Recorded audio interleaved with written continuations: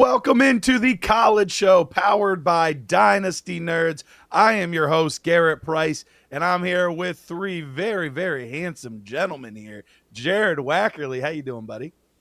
I'm doing good. Just adjusting my volume again because you're screaming into the mic. But I got some new headphones. You're going to have to get over it. Notice. This is life. You're just going to have to deal with it. You know, yeah, I'm like Angelina Jolie over here. And look, if she has bad morning breath, you just got to deal with it. Okay? Yeah. Well, like, don't go there. You're not Kiss up, baby. You're not as good looking as her. All right. She's working on it, though. She's trying. So she's doing her best. I don't even know what that metaphor is, honestly. Me either. Just roll with it. Andrew, my, how you doing, buddy? I'm doing good today, man. How are you? I'm doing good. And then we've got Jagger May. I am good. I got the new set, y'all. It's all look at you. It looks good. Thank you. Show us your not your titties, but show us your shirt. Okay. Yep. Yeah, I got the Dynasty Nerd merch, and you know, like he said, no titties, so I won't do the bounce for you guys. But you know, subscribe to my OF later. All right. Well, on today's show, we're going to be talking winners and losers from the first half of the college football season. We know that there are some guys that we talked about coming into the year that, you know, we might not have had super high expectations for, or they might not have even really been on our radar, that have really pleasantly surprised over the first 6-7 weeks of the college football season. But there's other guys that we had very high expectations for. Maybe you were even in some of our top 10 lists that have now plummeted down and now are not nearly as relevant as they once were. So we're going to be talking about both those sides. We've got 8 total players that we're going to get into today. And let's start off with Jared. Jared, let's be positive. We're going to be on the positive side. So give us your first winner of the first half of the college football season. So I decided today to discuss Ty Simpson, quarterback from Alabama.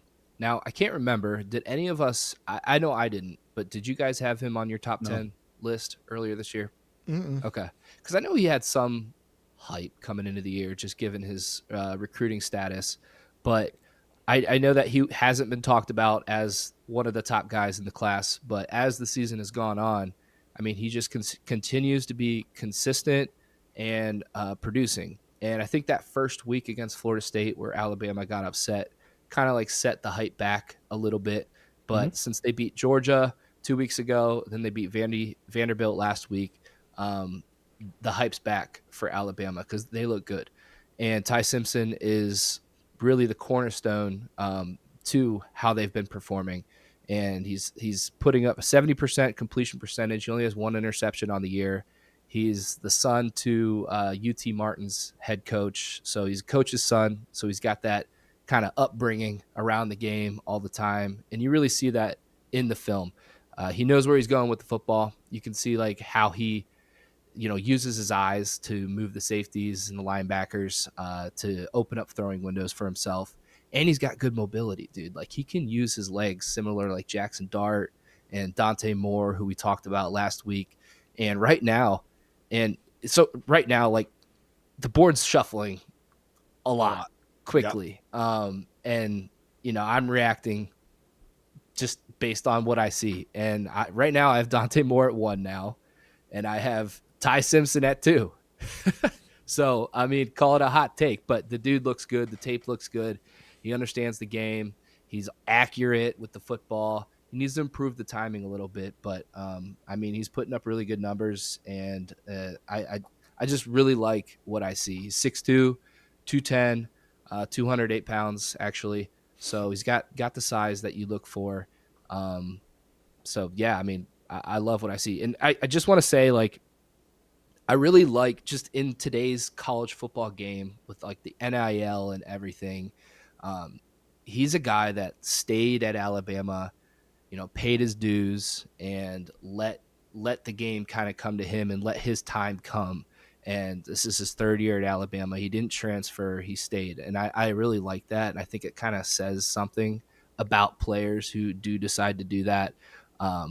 A kid I'm going to talk about later in today's show is kind of like the opposite of that. So do you guys have any thoughts on Ty Simpson? Beyond like not helmet scouting, but I do like the play callers and the coaching and what they do to develop players. And Kalen DeBauer, we've already seen what he's done with Michael Penix, and particularly all the pass catchers that come out of that offense and what they're able to do and their ability to run routes. That also translates obviously to the quarterback in the way that they're able to work through a progression.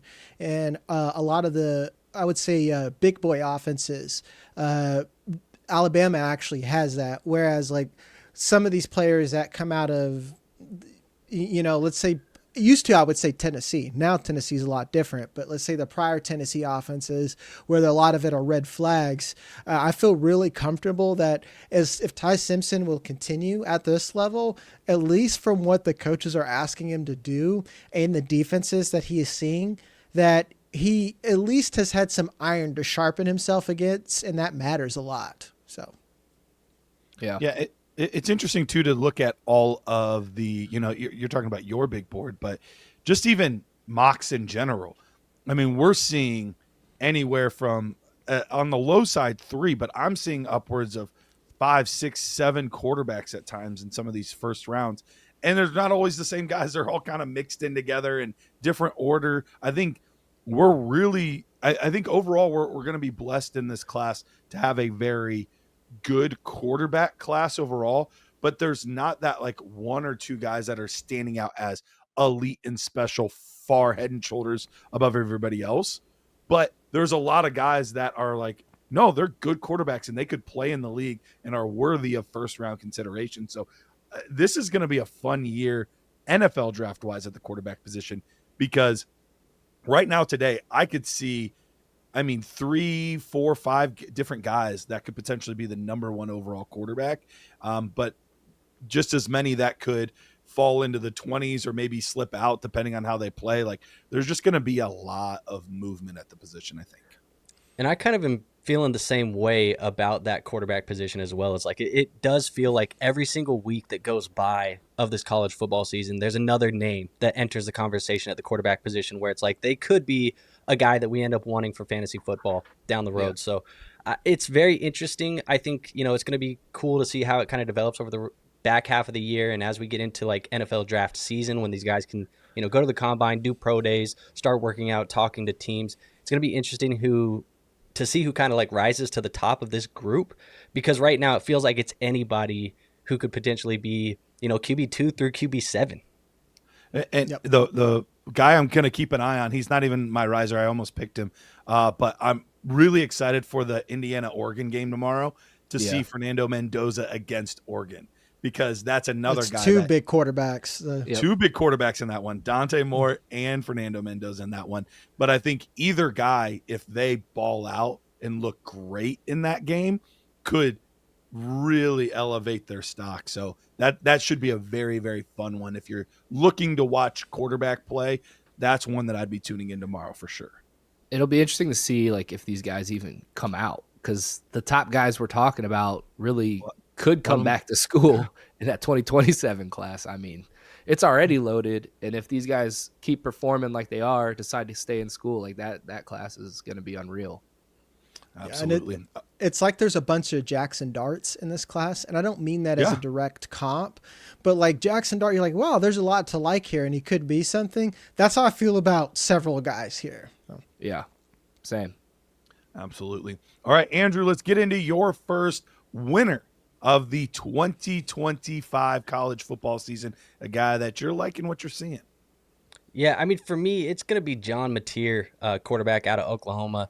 I feel like he's a player that coming into the season wasn't really talked about a ton. Obviously, when you transfer to Oklahoma, you lead the NCAA in passing touchdowns, you're going to have some buzz. He was a highly recruited guy and a very highly sought-after transfer, but going to Oklahoma, I feel like he's already even exceeded expectations, and he's kind of been out of sight, out of mind for the last couple of weeks with this injury that he suffered, but he is trending towards coming back this week. He's going to be playing potentially here in this Red River rivalry against Texas, which if you're looking for another game, where you want to watch some quarterback play, or you want to watch, just a fun college football game, this is going to be one of the ones you want to watch. And he's just a player. We've said Jackson Dart's name a couple of times, but I hate to throw it out, but that archetype, I mean, we're just coming off of a Thursday night football game where we saw a guy like Jackson Dart play with what I would call this like controlled chaos. It's insane, Poised. ability. He has this ability to throw at different arm angles, has the big arm, can tuck it and go, and not just like, oh, I'm going to get me a first down. Like, I'm actually kind of a threat when I tuck the ball and go, and I can break off these 25, 30, 40-yard runs if the things, go my way. And that's what John Mateer does too. I have a friend who's a lifelong Oklahoma fan, and he swears up and down that John Mateer is as good as Baker Mayfield. And I don't know if I'm there with it, but you see the Baker Mayfield in him. You see the Jackson Dart, and that's that, like, the cockiness that is not yet to cocky, but it's super confident that you're like, is he a cocky player or is he a confident player? I don't think it matters. I love to see that from the quarterback because that just tells me that you believe in your abilities and you can go out and prove it at the highest level. So John Mateer is a player that I like. If I had to like throw out, a couple of the play styles, and you see the lineage of some of these guys come through Oklahoma as well, the Kyler Murrays, the Caleb Williams, the not a Oklahoma guy, but even like a Johnny Manziel, you see that in a John Mateer. It's just, he is a player that has looked so good to start the year. And like I said, out of sight, out of mind with the injury, but it seems like he's back, and we should be excited to potentially see what he can do in the second half of the year, because he's a guy that I would not be surprised if towards the end of this scouting process, we're talking about him as one of the top 3 quarterbacks in this class overall. I'm with you. Did they there. announce that he was playing already, or is he still a game time decision? He's moved to probable. Okay, cool. Love it. Yeah, I'd love to see him play in that game. That's gonna be fun to watch. I like Mateer too, dude. He's got that moxie, it's like you talk Jackson Dart, Baker Mayfield. They got that like swagger to them when they're playing the game, and I think those are guys that players can get behind in the locker room, and that kind of stuff's so important at the quarterback position. You don't want a guy that's got to be the leader of the team, and he's forced to be the leader of the team because he's a quarterback. No, you want a guy that just naturally is a leader. The guys are going to rally behind him, and that just brings the team together. And we saw it last night, like you said, in the Thursday night game. Like, the guys love Jackson Dart. Like, you can just tell. Yeah, and that's some things that, like, we've heard stories about in the offseason already. Like, transferring to Oklahoma, they had these, optional team practices in the spring. And supposedly there was only like 2 or 3 guys that showed up to these practices for the first one. And Mateer sent a text message just ripping into the rest of the team. And it's like, dude, you're the new guy here, but I get it because you're the leader of this team now, and not just because you're the quarterback. So, yeah, he has that ability to lead. You've heard that it's, happening in the locker room, in the strength and conditioning room. Like, this is happening everywhere. And it's something you love to see because, like you said, with Jackson Dart and those New York Giants, it's a cultural type of thing that you want to bring to your fantasy football, or not your fantasy football, your NFL team. But that it helps you overall when it comes to, fantasy and being the guy and scoring us these fantasy points what we want. We love a saucy white boy with motion over here. We love it. You love to see it. Yep. Absolutely. All right. Well, I'm all for this. I took Jagger. I took Mateer in our mock draft, and so any opportunity to move him up the board, I am there. But Jagger, I would absolutely take you in my mock draft of fantasy analyst, and now you are up to give us your winner here. Mine is Justice Haynes. I went with the running back here. He's creeping up as my RB2.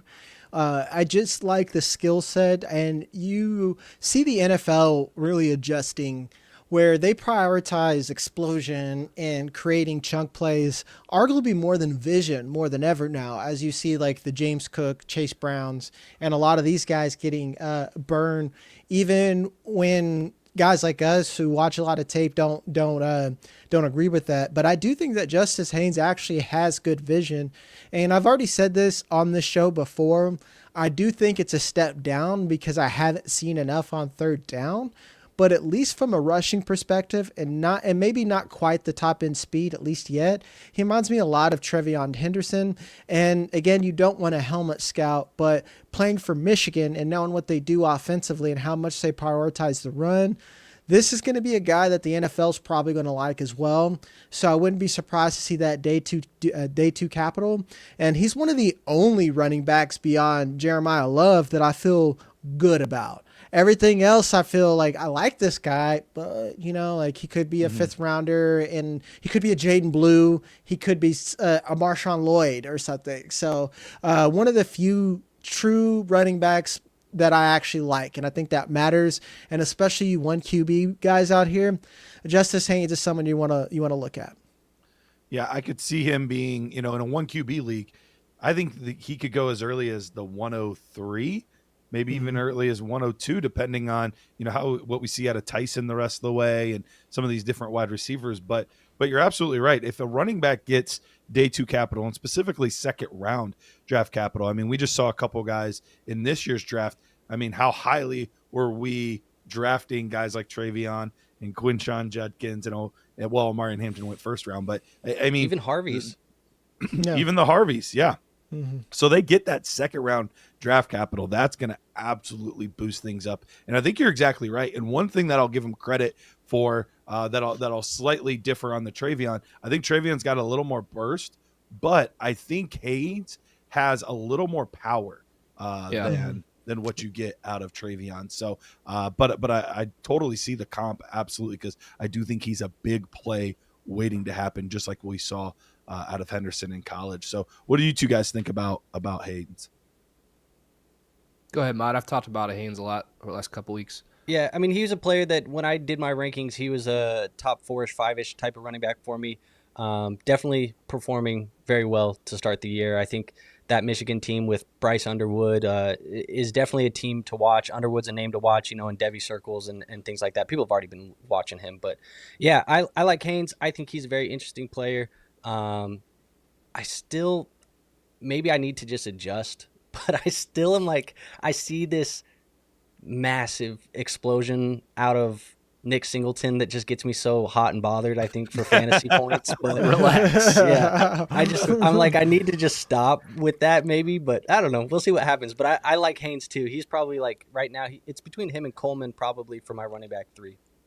Yeah. Yeah, I think it's something to be said. Like, he's rushed for over 100 yards every game, and nobody's worried about Michigan throwing the ball. Like they're Underwood has like 3 passing touchdowns or something like that.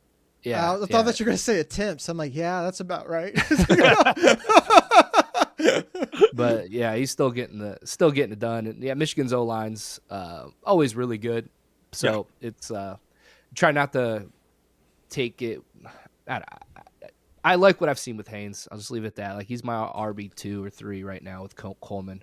He's not Donovan Edwards. Let's put it that way. Like, he's not. Yeah, and he's not Corum either. Like, Yeah. I was not super high on him, but Honestly, Haynes, he's kind of the best of both of those guys together. Actually, yeah. If you really think oh wow, that's actually the comp. Because like, imagine if Donovan Edwards had eyes and Yes. Blake Corum had some A little had some stockier burst. build, and yeah. Yeah. I could see it. I could a little merge there. Get those two guys together. All right, let's go with our final winner of the first half. And this is a guy that we have not really talked on much on the show, partly because we just haven't really talked too much tight end. But a guy that's really climbing up boards, Michael Trigg, tight end for the Baylor Bears. Now, this was another guy that transferred, and so he is a fifth-year guy, 6'4", 240.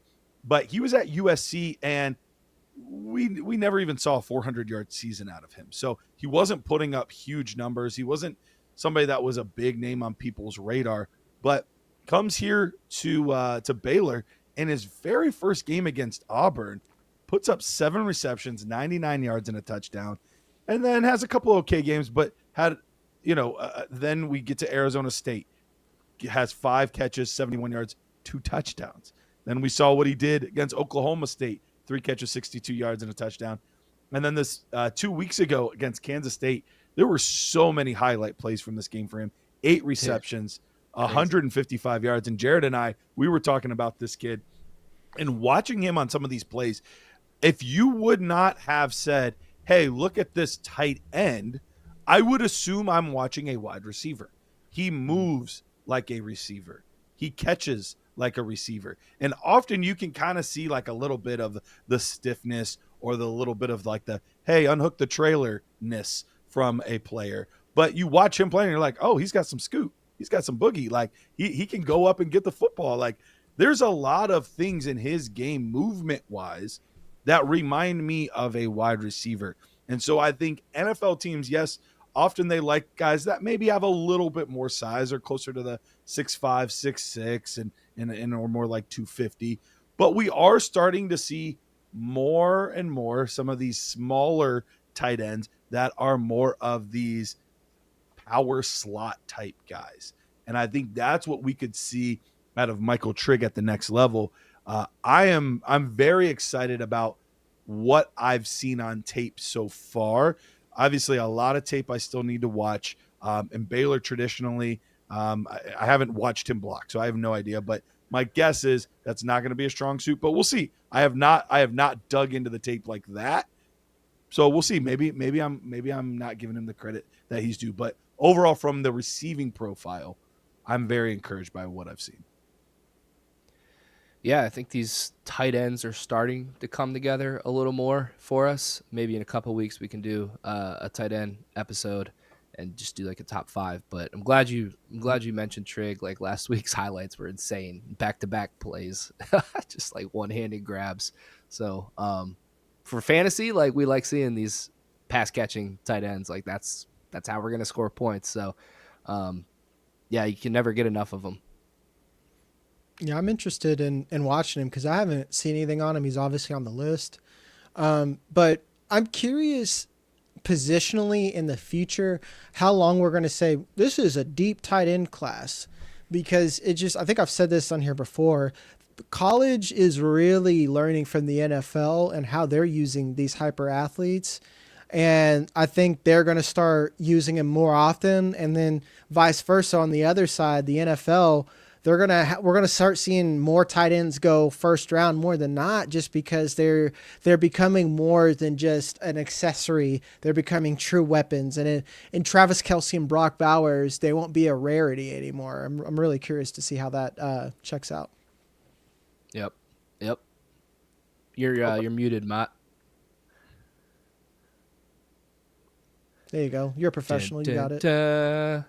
There you go. Supposedly, I have to be clicked into the tab to unmute my mic with my keyboard. But there you go. I haven't really watched too much of him, to be honest. So I can't really speak too much on what he has done or what I like or what I don't like. But he's an interesting player. I kind of do my tight end scouting later, when I see a little bit more production from these guys. Because honestly, it's for me, when it comes to tight ends, it's very team dependent. And then do you have these physical traits where you can be a receiving weapon? And it sounds like he does, based off of what you're saying. So he's a player I'll definitely be interested in looking at. But I kind of want to, think just like you are, Jagger, where it's like you're going to have a couple of these guys come in. But I also feel like we're starting to see like 2 prototypes come into the NFL. You get these like tweeners that are kind of bigger wide receivers that don't have some of the blocking ability and some of the ability to produce in the run game for teams and be these, I would say, prototypical tight ends, the tight ends of old, the big guys.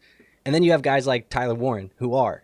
And it's like those 2 prototypes. And we've seen guys like, who I would say probably Loveland is a tweener, guys like Kincaid who's been a tweener. And it takes maybe a little bit of time for those tweeners to get going, whereas those prototypical tight ends are on the football field early because they're helping blocking, because they're helping with some of the other things that don't produce fantasy points. But we know that when we need fantasy points, you got to be on the field first before anything else. So it's going to be interesting to see how that like happens over the next couple of years. Like you said, as we get more and more guys into the NFL, kind of following these molds coming out of college football, trying to copycat the NFL. But it'll be interesting to watch. I'm interested in seeing how it, kind of looks. Mm-hmm. All right, well, we got to be all nice and warm and fuzzy and glowing about some of these prospects, but now it's time to be negative. The guys that have fallen, and Jared, we're going to have you go first, and this one breaks my heart because I have 1 C2C and 2 Devy leagues, and I have him on all 3 of those leagues.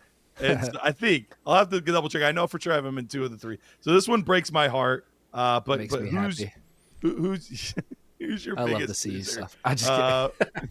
This guy. Who's your biggest loser from the first half? Yeah, and like now that I'm talking about it, I almost feel like I shouldn't have brought him up because we're talking about 2026 NFL draft prospects, and so I'm talking about Makhi Hughes here. He might not be anymore. Yeah, he transfers from Tulane to Oregon. Well, he's not because he transfers from Tulane to Oregon, put up 2 1,400-yard seasons at Tulane, and he ends up not really doing anything in the first 4 games for Oregon. I think he's rushed for 16 carries, 65 yards. Hasn't done anything. He's 4th or 5th on the depth chart. And he asked and requested Oregon to redshirt him. So Dan Lanning said it in a press conference, like he asked, and we're gonna give him that. So he gets an extra year essentially, and some, there's speculation on, is he going to transfer again or what's going to happen. So like he is going to be pushed into that 2027 class. So I'm thinking like, oh, maybe we shouldn't have even talked but about he was him, a bigger name in 26. I know I had him top 5 coming into the season. Same. So yeah, I really liked him. Yeah. And so he is a faller from this class. Just he fell so far, he fell to the next one. Yeah. The NIL deal is rumored to be like about $1 million. But it doesn't really have much to do with him, but I was looking into NIL deals, and I guess I didn't realize like there's clawback agreements on performance. So if you're not performing, like you're not going to get paid out as much as you maybe have hoped. So it's just interesting to look at that stuff. But anyway, yeah, I liked Makhi Hughes too. Like I was kind of surprised that he went there, and I assumed that Oregon, wanted him to come there, and they were gonna, not give him the reins, but help him. At least play him more than what we saw. But they have a really good freshman, Dare Hill, who's been averaging like 10 yards a carry, who's really good and burst on the scene. Noe Whittington's kind of has a locker room. He's leader. He's captain on the team. So that running back room is pretty stacked. But yeah, Makhi Hughes fall from grace. So yeah, we'll see what he holds next year or where he goes next year, what the 2027 outlook is going to be for him, but we can kind of just put him on the shelf for now. Yep. All right. Any other thoughts on Hughes, or did we all just like, we're depressed? Yeah. There's he's got 16 carries. There's nothing to say. It's just he's in the shadow realm. Can't wait for him to get out. Just yeah. I mean, it's a player that I think all of us had hopes for coming into the year. When we did our running back episode, he was on everybody's list. The talent at Tulane was definitely something that was worth noting. And I think it's just like, what happened at Oregon? Yeah. And that's going to be something that I think is going to be interesting, because you said, put him on the shelf, take him to 2027, whatever. I think that's going to be a question for everybody forever. I think moving forward with his scouting is like, what happened when you were at Oregon that made it to where you couldn't get on the football field, or you weren't able to, make a mark, at least for this program. So that's going to be something to kind of file away and watch. And I don't know. I'm going to be interested to. Does he have to transfer now to a Tulane level school? Like, is he now out of the big time schools? And if you perform there, then is it like, are you just like a small school merchant? Is that what you are? Yeah, I usually say that because it's always with quarterbacks. Who is it? Connor Wegman. Everyone's like, Connor Wegman's back. I'm like, no, Connor Wegman went to an easier place to play sports. So I just, I don't know, man. Man. There's definitely levels, especially now with the transfer portal. So it's, and that's why guys like Mateer, when they transfer to Oklahoma and you get that schedule at Oklahoma, it's like, okay, you're throwing your hat in the ring. It's time for you to play big boy, and you are playing big boy ball. Yep, absolutely. Hey, Nerd Herd, want to tell you about a show that we've been doing live on YouTube where we go over your teams and we talk about how to fix your broken roster. It's called Roster Rescue. We do it live every single Monday at noon Eastern time. And if you want to get a part of that, just head to our Dynasty Nerds homepage, go under the store tab, and you'll find Roster Rescue right there. Perfect opportunity to get your rosters in shape before the season or even in the middle of the season to make sure that you can win a championship. All right, Andrew, give us your loser from the first half of the college football season. Yeah, I mean, it's low-hanging fruit. It's obvious, but it's a name that has been floated around this draft class for a long time. There was speculation coming into the year whether or not, the Manning family and Arch Manning in general were going to allow him to come out in 2026. Did they want him to play, a senior year there at Texas? The kid has no choice now. There is no choice for Arch Manning. You have to go back to school because you have looked very underwhelming to start the season. Very underwhelming. I mean, yeah. I mean, let's just call it for what it is. You've looked bad. And talk about, a small school merchant. Is Arch Manning a player that is just beating up on small schools? Because every time he faces a top collegiate program, he ends up losing. He's lost to Ohio State in that first week 1 game. Obviously, that was a game that was everybody tapped in and watching that game, and he did not look good. And then he goes out and he loses to Florida this last weekend on the road there in the Swamp. That's a pretty good college program as well. They haven't been as good this year as I think some people had thought they might be, but still, just not performing. But you get these wins against San Jose State and UTEP and Sam Houston, and you're flexing on these, kids that are just happy to be there. And it's been a rough watch of Arch Manning this year. His QBR right now is 70th in college. Like, he's just not performing. And like I said, just a player that was associated with this draft class. I think anybody and everybody who thought, maybe there's a chance he does come out in 2026. I do not believe he will be coming out. He should not be coming out. If he doesn't come out, he is not going to be a first-round pick at all. So, yeah, this is just a kid that's just very underwhelming so far. And not that it's over for Arch Manning. It's definitely not. I mean, there's been rumors, Jared, you've said it before here too, where the kid might be playing hurt. Like, that could be attributing to some of this going on. But so far to start the year, this is not the Arch Manning you thought you were going to get. I think if he was playing hurt, they should announce it immediately, like to make everyone feel better if they're going to save some type of face. That's why I don't buy it. Does he need those Warby Parker glasses on the field? Is that it? Because that could be there's just a lot of questions. And if he would come out, I would fire whoever's giving you that advice, even if it's grandpa. So he might need to transfer, honestly. I mean, if they keep losing in the season, I mean, they still have Oklahoma this week. They got Vandy on the schedule. They're not an easy out. Georgia, Texas A&M, they got. If they end up almost 500 this year, they might need to. Yeah. If you get smoked in the Red River rivalry, it's not going to be good for you. People that were clamoring for you when Quinn Ewers was playing are now going to be doing the exact opposite. They're going to be booing you off the field. I'm in the trenches, guys. Like I'm back home. I'm on the border of Arkansas, of Oklahoma. I'm in God's country for football, an SEC in here, and I can guarantee you that first quarter, the pitchforks will be out. If they are down 14 and Arch Manning looks bad, the OU don't play, man. They do not, or excuse me, Texas don't play either. So yeah.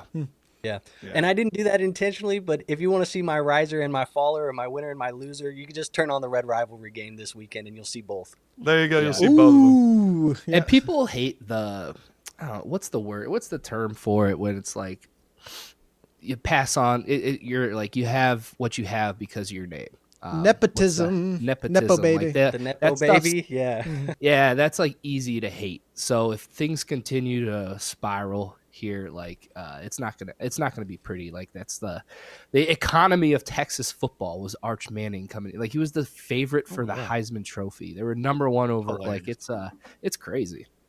Hilarious, absolutely hilarious. All right, so we've got 2 of the losers out of the way. Jagger, you are up. Who's your loser from the first half of the college football season?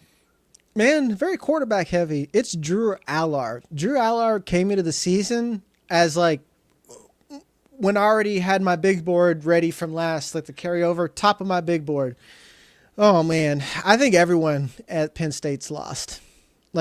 I think James Franklin's lost his job. Drew Allar has lost first-round draft capital. I think he's lost round 2 draft capital. I think his best bet is hoping to get a Dylan Gabriel type situation and land in a spot that he has an opportunity and does the best with it, because he has all the physical tools in the world. He's just the opposite of John Mateer. You know how John Mateer's got moxie? You're like, yeah, this kid's got it. He has no aura. This dude is wearing a shirt in the pool type stuff. It's like, that's what it feels like. That's there's just no confidence. A lot of interceptions that are ugly. How much of that is James Franklin? I actually do think that that's a question. So it wouldn't surprise me if Drew Allar landed on a team that needs a quarterback or something on day 2, and he ends up getting an opportunity, and everyone's like, wow, this Drew Allar kid, what happened? He had the James Franklin-sized weight around his ankle throughout 4 seasons of football. But as of right now, you just can't be happy for him at all. Yeah. I will say, James Franklin ain't throwing the ball, and Drew Allar's all over the place, man. His inaccuracy is egregious. It's egregious. He'll make some wild throws, but he doesn't throw a very catchable football. I'm not a big Drew Allar fan, despite him being from around here, but it's just I laugh actually with how much hype that Penn State gets every year, and Drew Allar got coming into the year, because every time I've watched Drew Allar play, I've never been impressed. Last year he played a clean game. He played clean games last year. There was not a whole lot of wow, and I'm like, wow, he has no one to throw to, but I see the tools there. And I used to think that Fernando Mendoza was a poor man's Allar, and I think that's reversed now. There's just it's bad. Yeah. These 6'5" guys with big arms, they always get a little bit of a hall pass. They look the part. They can move a little bit too. It's just they get a little more leeway. Yeah. Well, when you have the big arm and the size, you get the comparisons of the Josh Allens and the Justin Herberts and those, and that holds weight, takes you a little bit extra in the room of conversation. But I'm kind of with you, Jagger. He was a player that I had more hope of coming into the year. I saw some of those physical tools and got a little bit excited. I'm not going to use the word hot and bothered again, because that seemed to bother Jared when I said it about Nick Singleton. But, you seemed a little more than hot and bothered. I was a little... Look, sometimes you have a type, and apparently I had a type. But Drew Allar, to me, if I didn't pick Arch, well, I guess technically you picked Allar before I picked Arch. I wanted Allar, and you took him, so I was like, give me Arch Manning so we can just have it. But it's been so unimpressive from Allar, and he's a player that's just I don't even know what to do with you. Rookie pick, if we had to do rookie picks today, he's a guy, like you said, you're taking him where you were drafting Tyler Shucks. You're taking him where you were drafting guys like that, in this last rookie draft, and you're just hoping, praying that maybe he gets an opportunity and shows something. But it's about as bad as it can get for Drew Allar at the moment. Yeah. All right. Well, let's get into the final guy here. And I ended up going with Darius Taylor, running back for the Minnesota Gophers. He comes out week 1 and is looking pretty solid.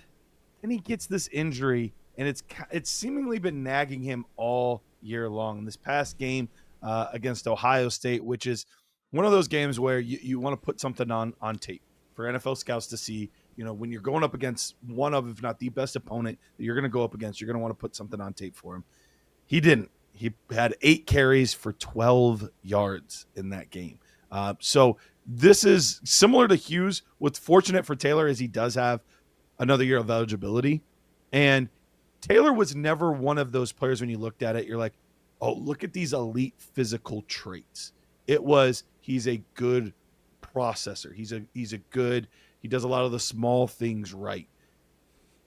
When you don't have the wow measurables, and then you're not putting up the production either, it's going to make it really tough. So I think this is somebody that was a sleeper back in this class that, hey, who knows? Everything goes right for him. Maybe slips into round 3, or, now I think he's fallen far enough where I think he's going to take that extra year of eligibility. He's going to come into the 2027 class that could use some running backs and maybe try to regain that stock, because so far, is it the injury? Is it him? It's hard to say for sure, but he has not looked the part of a top 5, top 6 back in this class. And if you're not going to be one of those guys, you might as well go back to school.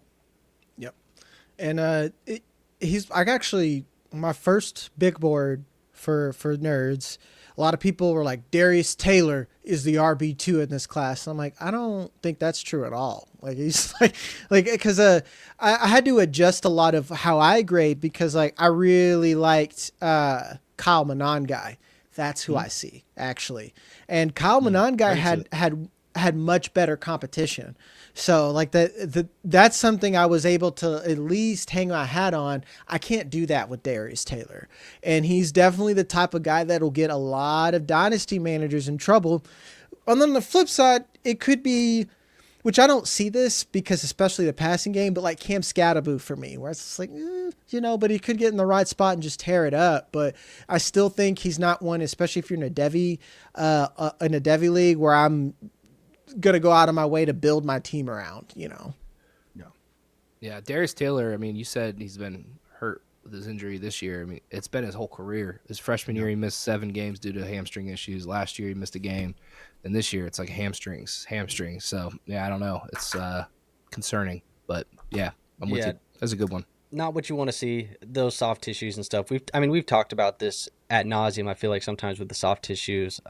Garrett, you and I had a conversation on a video not too long ago about Nico Collins and some of these soft tissues. So the running back position, I would say that's even more important. You're taking more damage. You're likely to, have a couple of these affect you a little bit more than even the wide receivers. So, yeah, it's concerning. You said the big board Jagger for you. People were saying to put Darius Taylor on it. One of my first videos ever for Dynasty Nerds, I think it was maybe my second video ever. It was like 2026 prospects you should be watching. And Darius Taylor was a player that I brought up. And I said, really outside of maybe 1 or 2 running backs in this class, Jeremiah Love being cemented, maybe Nick Singleton was the other guy that I talked about before the college season even started. It was like, this class is fairly open at the running back position. And Darius Taylor is somebody we should be watching. Has not worked out so far for Darius Taylor, but the class being open, that was the right take. It just was not the guy, Darius Taylor. Yeah. Dude's got to get on the field. Half right. You'll take it sometimes when you're taking, dart shots early in the summer, a year out from a draft class. Yeah, you'll take it. You'll take it. Absolutely. Well, guys, that wraps up the show for us as far as our winners and losers from the first half here. If you guys like the content that you're hearing or that you're watching, make sure to like, subscribe, comment, all of those different things you can do on the podcast platforms and on the YouTube page. We greatly appreciate all of the love that we've been getting on this show. People telling us how much they've been enjoying, kind of just getting a different look, a different perspective, a different take on what's going on in the college football landscape. So we appreciate you guys, and we'll see you next week. See ya. See ya.